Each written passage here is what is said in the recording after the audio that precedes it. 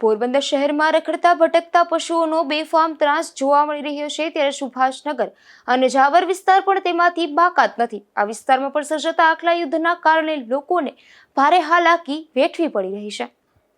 પોરબંદર શહેરે પાલિકામાંથી મહાપાલિકાનું રૂપ ધારણ કરી લીધું છે। તંત્ર દ્વારા મસમોટા વેરા પણ ઝીકી દેવામાં આવી રહ્યા છે, પરંતુ લોકોની સુખાકારીની વાતો માત્ર કાગળ પર હોય તેમ લોકોને દુખાકારી ઉલટાની દિન પ્રતિદિન વધી રહી છે।